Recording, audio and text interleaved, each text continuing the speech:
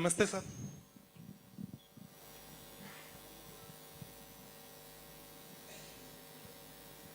सुभाष जी। जी sir, नमस्ते sir. दो मेरे क्वेश्चन है आपसे, क्योंकि हमें पता है कि आप जहां काम करते हैं, ये मेरा सभी से है, जब फील्ड में काम करते हैं तो आपका अनुभव भी उसके आधार पर होता है। कभी कभी हम देखते हैं कि योजनाएं तो हम बना देते हैं, लेकिन फील्ड में जो काम करते हैं उनको आने वाली चुनौती वो उनको अच्छी तरह से पता होता है कि उनको कैसे काम करना है, कौन सा काम ठीक प्रकार से हो रहा है और कौन से में उनको परेशानी आती है। तो आज ये कार्यक्रम इसलिए कि जिस दिन इसकी मीटिंग थी उस दिन मैंने सोचा कि आपको पता नहीं आप कितने लोगों से जुड़े हुए हो। हम बात करते हैं उस व्यक्ति की जो अंतिम पायदान पर खड़ा है और उसकी सेवा में लगा हुआ है, तो उसमें आपके जो जीवन के अनुभव हैं, काम करने के अनुभव हैं। मैंने तो ये भी कहा था कि आप सभी को एक एक प्रपत्र छपा करके दिया जाए, उसमें आपके अनुभव जो अच्छा कर सकते हैं और आपकी कठिनाई, एक तरफा नहीं चले। हम एक तरफा चलना भी नहीं चाहते, इसलिए वो भी उसमें आनी चाहिए, क्योंकि जो परेशानी है वो आपकी वहां काम करने से आपके अनुभव में आती है, उनको भी आना चाहिए। मैं दो क्वेश्चन आपसे करूंगा। महिला एवं बाल विकास विभाग की योजनाओं को जिले में लागू करने हेतु आप कैसे नवाचार कर रहे हैं? नमस्ते सर। हमारा जिला बीकानेर सर, अभी बीकानेर जिले में उप निदेशक के पद पर पदस्थापित हूं सर। और बीकानेर जिले के अंदर सर अभी हम लोग एक मिशन निर्माण चला रहे थे सर। मिशन निर्माण के तहत हमारा उद्देश्य था कि आंगनवाड़ी केंद्र के जो बच्चे थे उनकी जो प्री स्कूल एजुकेशन था उनको बेटर करना था सर। इसके लिए जिला प्रशासन के सहयोग से सर हमने जो सबसे पहले जो चीज की वो ये की कि एक रॉकेट लर्निंग एनजीओ वहां चल रहा है सर। रॉकेट लर्निंग एनजीओ के सहयोग से हम लोगों ने सबसे पहले आंगनवाड़ी कार्यकर्ताओं की ट्रेनिंग करवाई और उनका बेसिक एक सर्वे करवाया शुरू में कि उनका लर्निंग लेवल क्या है। और उसके बाद हम लोगों ने उनके लर्निंग लेवल को इंप्रूव करवा के दोबारा उनकी ट्रेनिंग करवाई। और उसके बाद सर हमने हमारे यहाँ पर कोशिश की कि हमारे जितने भी आंगनवाड़ी सेंटर्स है 100% सेंटर इलेक्ट्रीफाइड हो जाए सर। तो हमारी कोशिश लगभग कामयाब हो चुकी है सर। केवल अभी जिले में 18 केंद्र ही बचे हैं जो केवल विद्युतीकरण नहीं हो पाए, और उनको भी हम डिमांड राशि बहुत ज्यादा इस महीने में करवा लेंगे सर। इलेक्ट्रिफिकेशन हो जाने के बाद हम लोगों ने 1350 आंगनवाड़ी केंद्रों को टेलीविजन प्रदान किए सर। और उतने ही आंगनवाड़ी केंद्रों पर हमने पेन ड्राइव्स दिए हैं जिसमें early childhood care and education से संबंधित वीडियोज है सर। तो उन डिजिटल लर्निंग से सर हमारा ये हुआ कि बच्चों की जो उपस्थिति है वो आंगनवाड़ी केंद्रों पर काफी तेजी से बढ़ी सर। और जो हमारी जो विभाग की बुक्स थी सर, उन्हीं बुक्स के आधार पर उसमें वीडियोस डाले गए जिनको देखकर कार्यकर्ताओं से वापस हम फीडबैक ले रहे थे कि आपको जो वीडियो भेजा गया है उसमें बच्चों का वीडियो बना के हमारे को वापस व्हाट्सएप ग्रुप के माध्यम से शेयर कर रहे थे। और वही वीडियोस हम पेरेंट्स के साथ भी शेयर कर रहे थे और उनके भी व्यूज जान रहे थे। तो काफी अच्छा पेरेंट्स का रिस्पॉन्स मिल रहा है सर। जिला प्रशासन का काफी अच्छा सहयोग मिल रहा है और हमारा जिला पहला जिला हो जाएगा सर जो 100% इलेक्ट्रीफाइड हो जाएगा सर। चलिए, बहुत बहुत धन्यवाद आपको। और सर इसी के साथ ही सर हमने पहली बार सर जो 0 से 3 से 6 वर्ष के बच्चे हैं सर उनको स्टेज पर लेके आए सर, क्योंकि आंगनवाड़ी केंद्र की जो आत्मा है सर वो बच्चे हैं।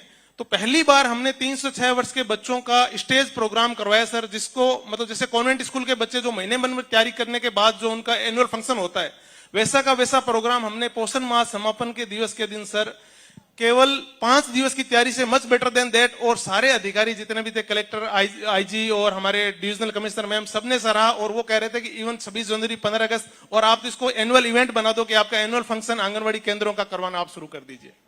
चलिए, बहुत बहुत धन्यवाद, बहुत बहुत धन्यवाद। धन्यवाद सुभाष जी, काफी अच्छे आपके अनुभव रहे।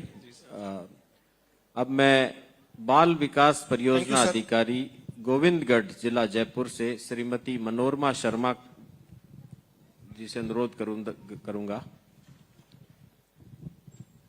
नमस्ते सर। जी नमस्ते। मनोरमा जी, मेरे आपसे आंगनवाड़ी केंद्रों के सही संचालन हेतु आप किस प्रकार से उसकी मॉनिटरिंग करती हैं? विभाग द्वारा जारी निर्देशों को सभी महिला पर्यवेक्षकों एवं आंगनवाड़ी कार्यकर्ताओं तक उसे कैसे पहुंचाना और उसको सुनिश्चित करना, ये कैसे कर पाती हो? सर, विभाग के द्वारा जो निर्देश मिलते हैं और मॉनिटरिंग करने का जो हमारा उद्देश्य होता है, उसके तहत सबसे पहले हम एक मासिक प्लान बनाते हैं। एक सीडीपीओ के लिए महीने में 25 जो विजिट करना होता है वो आवश्यक होता है, तो उसके हिसाब से हम प्लान बनाते हैं और उसके हिसाब से आंगनवाड़ी केंद्रों का औचक निरीक्षण करते हैं। और निरीक्षण 25 जो आपकी विजिट होती हैं वो एक दिन में 2 या 3 होती हैं, एक दिन में एक, कैसे होता है वो? सर, कई ग्राम पंचायत हैं, उनमें 2 से अधिक आंगनवाड़ी होते हैं, तो कोशिश ये करते हैं कि 10 से 2 का समय है तो एक ग्राम पंचायत में जो 2 या 3 आंगनवाड़ी है उनको कवर कर लिया जाए। बहुत अच्छा। इसके बाद में सर वहां जाके जो हमारे लक्ष्य हैं, जो विभाग के उद्देश्य हैं और कार्यकर्ता से संबंधित जो भी कार्य हैं उनकी जानकारी लेते हैं। यदि कोई कोई आंगनवाड़ी केंद्र स्कूल में संचालित है तो वहां के प्रिंसिपल और वहां के मेंटोर टीचर से भी बात करते हैं कि क्या हमारे विभाग के लक्ष्यों की पूर्ति हो रही है या आंगनवाड़ी में कोई सुधार की आवश्यकता है, इसका लाभ जो है लाभार्थी तक पहुंच रहा है या नहीं। सर, इसके अलावा 1 महीने में 2 हमारे सामुदायिक कार्यक्रम प्रत्येक आंगनवाड़ी केंद्र पे आयोजित होते हैं, तो कोशिश ये की जाती है कि वहां पर पहुंचा जाए, क्योंकि वहां पर हम लाभार्थियों को भी आमंत्रित करते हैं। और श्रीमान के निर्देशानुसार वृद्धजन एक योजना चली थी जिसमें कि ये कहा गया था कि व्हाट्सएप ग्रुप बना के उस गांव के जो वृद्धजन है, रिटायर्ड पर्सन है, अधिकारी है, उन सबको जोड़ा जाए, उनको आंगनवाड़ी तक लाया जाए, सम्मान भी किया जाए और साथ साथ में उनको जानकारियां भी दी जाए। तो ये सारी जानकारियां हम उन तक पहुंचाते हैं, लाभार्थियों से संवाद करके क्या वो आंगनवाड़ी की व्यवस्थाओं से संतुष्ट है या इसमें और क्या सुधार की आवश्यकता है, इस पे क्या काम किया जाता है, इस बारे में भी उनके व्यूज लिए जाते हैं। सर, इसके अलावा सरपंच साहिबान से भी बात की जाती है। 5 तारीख और 20 तारीख को जो ग्राम पंचायत की मीटिंग होती है, कोशिश ये की जाती है कि हम लोग वहां तक भी पहुंचे और आंगनवाड़ी के बारे में जनप्रतिनिधियों के क्या विचार हैं, आम जनता के क्या विचार हैं, इन सब चीजों को समाहित किया जाए, विभाग तक पहुंचाया जाए। सर, इसके अलावा तकनीक का सहारा भी हम ले रहे हैं। पोषण ट्रैकर ऐप नाम से एक ऐप है हमारे विभाग का, उसमें कार्यकर्ताओं को उसका एक्सेस है। वो जब भी आंगनवाड़ी केंद्र में आती है, आंगनवाड़ी ओपन करके और उसका स्टेटस शेयर करती है और इसकी मॉनिटरिंग का जो है वो हम लोगों को अधिकार है। तो आंगनवाड़ी का समय 10 से 2 है, तो हम लोग कोशिश करते हैं कि 10:30 तक हम अपने उस ऐप को खोलकर ये देख लें कि कौन सी आंगनवाड़ी खुल गई है और कौन सी नहीं खुली है।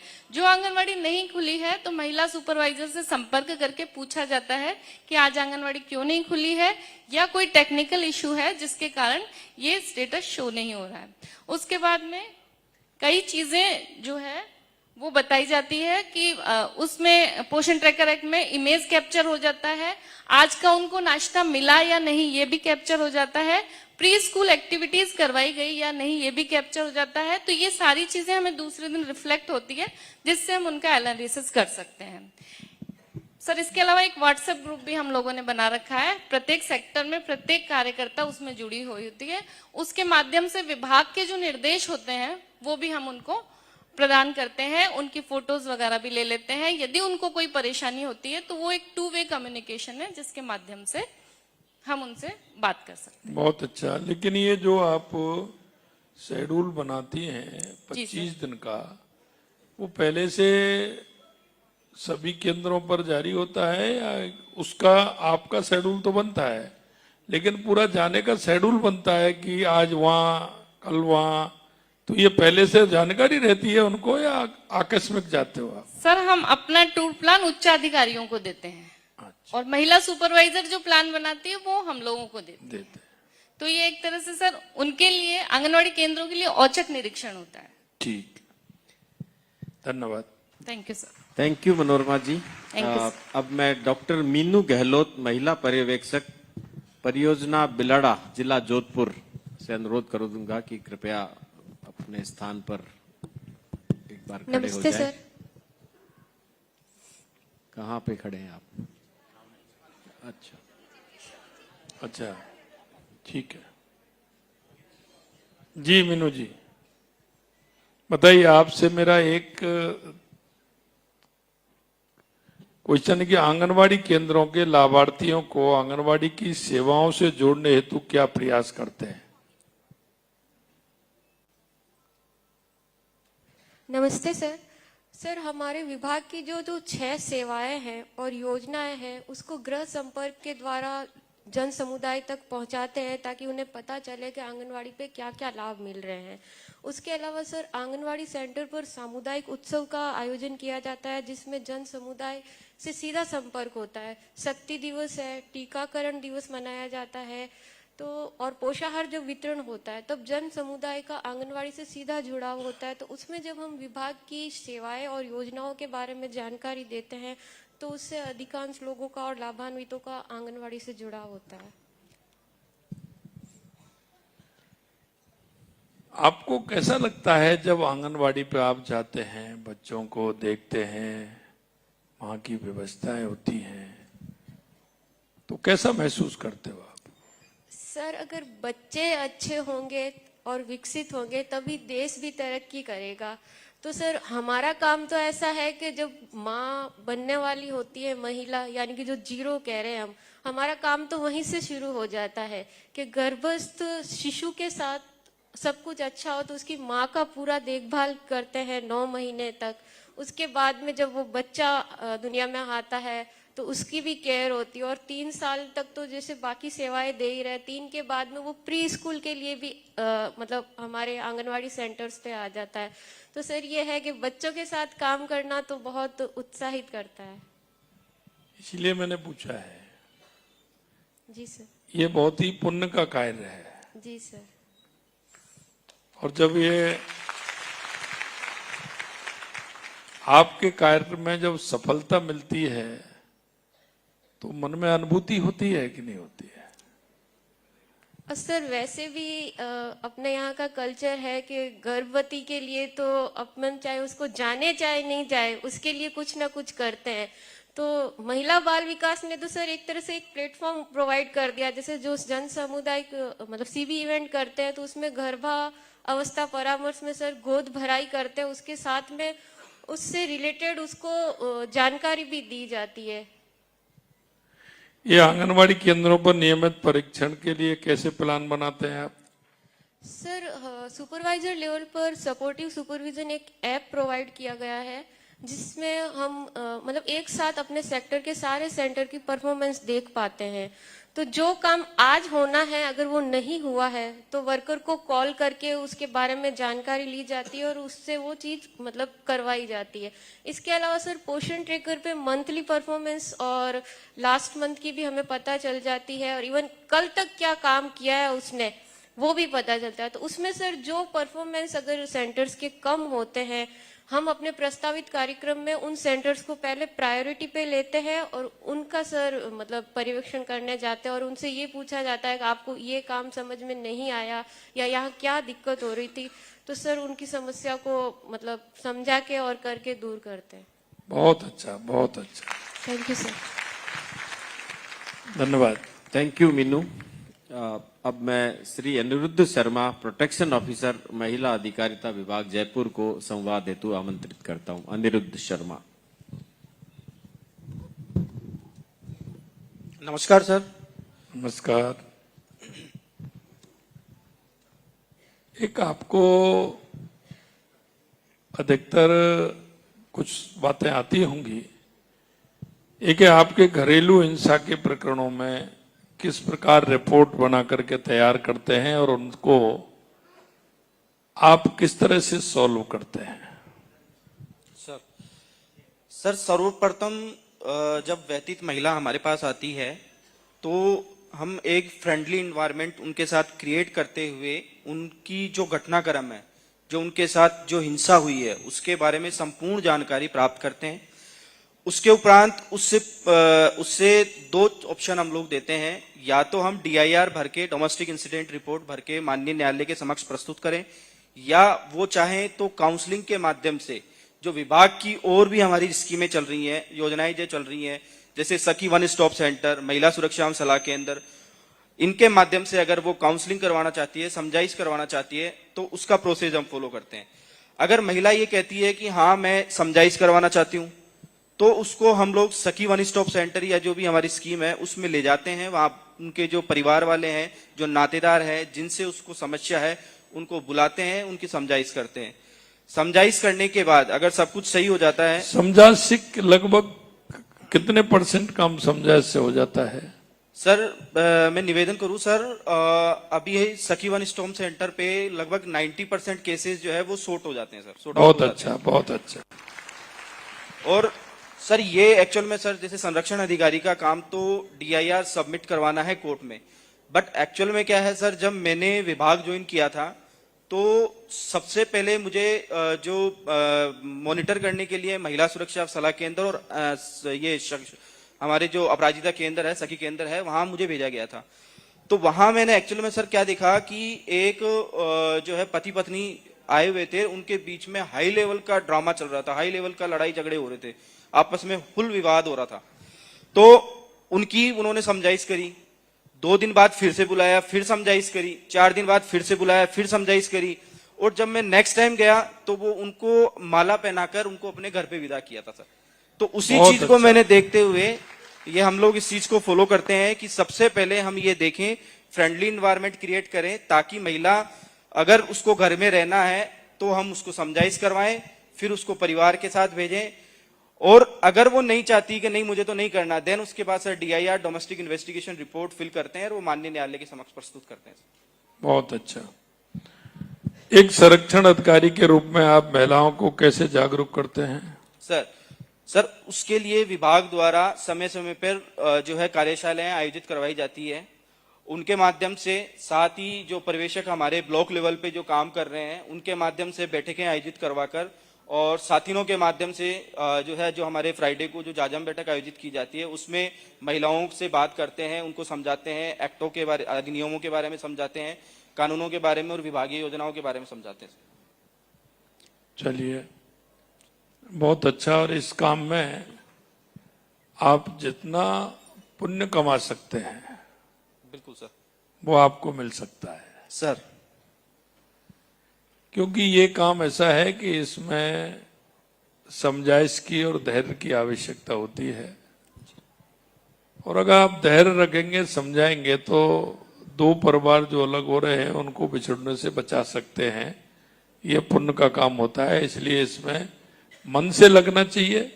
और ये काम आपको सभी, क्योंकि जो प्राइमरी स्टेज होती है वो नीचे तक होता है, तो लोगों को भी उसमें सहयोग के रूप में नीचे जो हमारे कर्मचारी हैं उनको भी उसमें सहयोग करते हुए उनको काम में लेना चाहिए।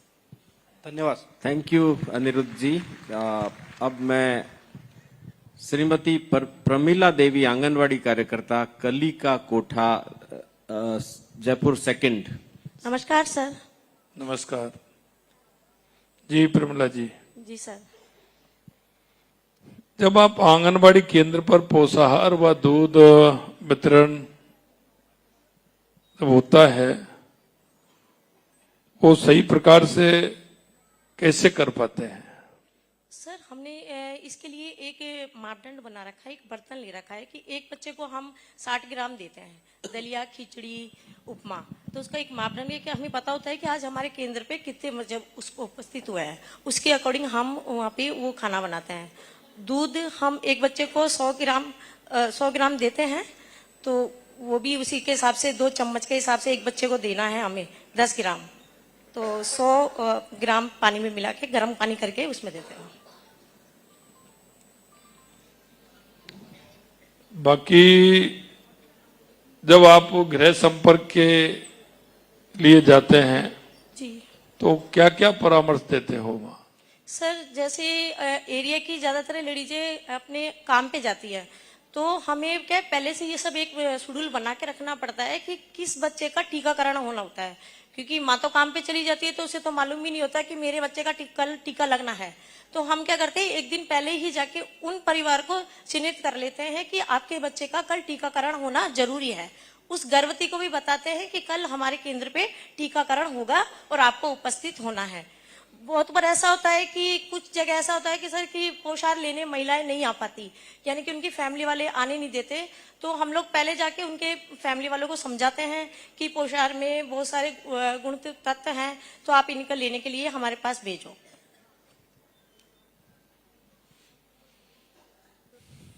जो एक ग्राम पंचायतों में 5 और 20 को जो बैठकें होती हैं, उसमें भी कभी कभी जाना होता होगा आपका?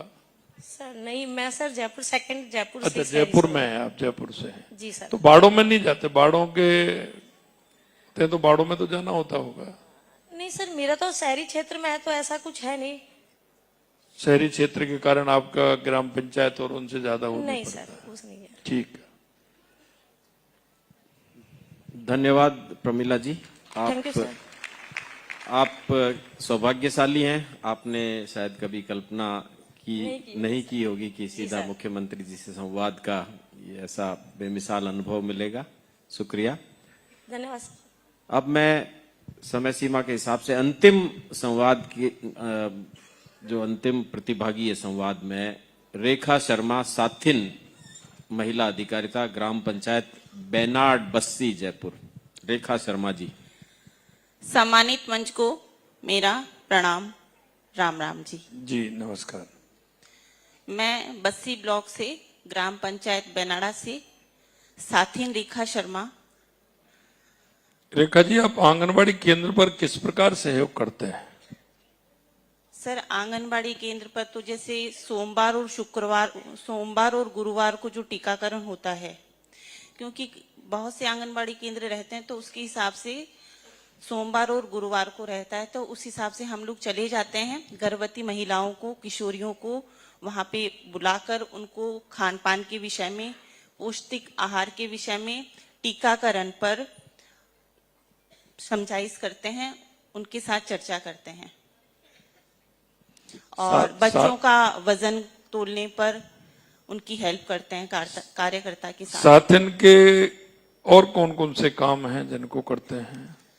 सर, साथिन के कार्य हैं ग्राम स्तर पर प्रत्येक शुक्रवार को जाजम बैठक आयोजित करते हैं, जिसके अंदर महिला मुद्दा, कोई भी यदि महिला मुद्दा हो और शिक्षा से सहित कोई भी जानकारी हो तो इस पर हम चर्चा करते हैं किशोरी बालिकाओं और महिलाओं के साथ।